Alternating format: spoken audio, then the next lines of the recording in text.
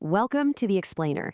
Today, we're taking a massive, chaotic global news landscape and boiling it down into 3 crucial pillars you absolutely need to know.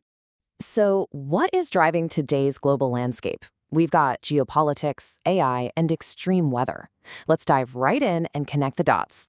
Okay, let's dive into this with pillar number 1, global tensions and energy, focusing specifically on stalled talks and shipping halts. The 60-day negotiating period for the interim American-Iranian agreement has officially expired. No extension.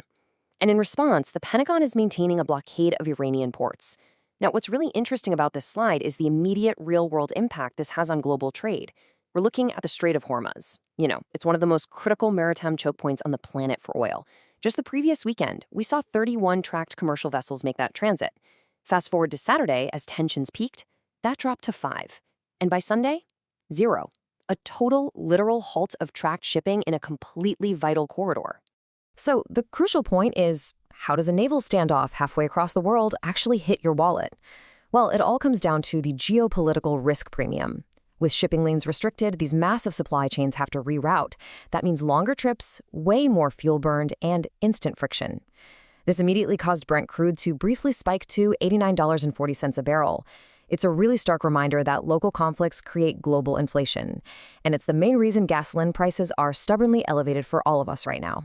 Let's move to and see how this builds into pillar number 2, the AI market Cold War, looking at frameworks and finance. The international tech market is literally fracturing right down the middle. Basically, the U.S. is gearing up to force partner countries into a start choice. You either adopt American AI frameworks or you risk getting excluded from U.S. tech coalitions if you start leaning toward China's competing systems. This is an absolute headache for tech giants, forcing them to run dual playbooks. Apple, for example, is pouring massive resources into training a totally separate AI model just for China to comply with local regulations. Meanwhile, on the flip side, Chinese open-weight models like DeepSeek are aggressively slashing their commercial inference prices. They're flooding the market with cheap compute power, which puts enormous margin-crushing pressure on American and European AI providers. And this brilliantly illustrates the fascinating financial backdrop to all of this. Traders have drastically lowered the estimated probability of a September Federal Reserve rate hike. We're talking a drop from 50% down to just 30%. Why? Well, it was triggered by unexpectedly weak U.S. retail sales and dipping consumer sentiment. But here's the ironic twist. Bad news for the broader economy was actually seen as good news for tech. Lower rate expectations mean cheaper borrowing costs. And if you're a cloud provider or an AI company building massive, power-hungry data centers, cheap capital is absolutely crucial.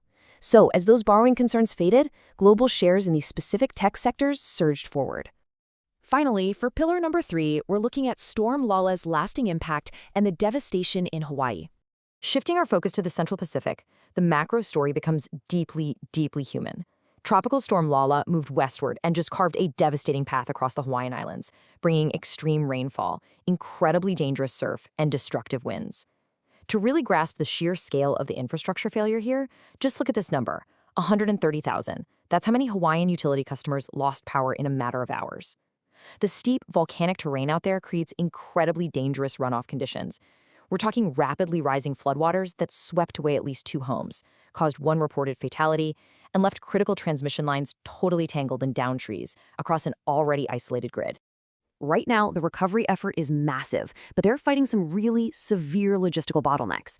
Telecom companies are scrambling. They're deploying portable cellular gear, generators, and satellite links, just trying to patch together a basic communications net. Meanwhile, emergency crews are literally fighting their way through blocked, mud-slicked roads to assess compromised bridges. But most critically, this is a race against time for healthcare. Hospitals have been forced onto emergency generator plans, and they are triaging power. They have to prioritize residents who rely heavily on powered medical equipment and refrigerated medicine because those vulnerabilities become life-threatening incredibly fast during an extended island-wide outage. So, we've seen how stalled diplomatic talks can literally freeze global shipping lanes overnight. We've seen how tech regulation is forcing deep global divisions, and we've witnessed how extreme weather tests the very limits of our physical infrastructure. The world is moving incredibly fast. So the big question is, from energy choke points to divided tech frameworks and climate recovery, how will these 3 macro trends impact your industry and your decisions this week? Keep asking those questions, and I'll catch you in the next Explainer.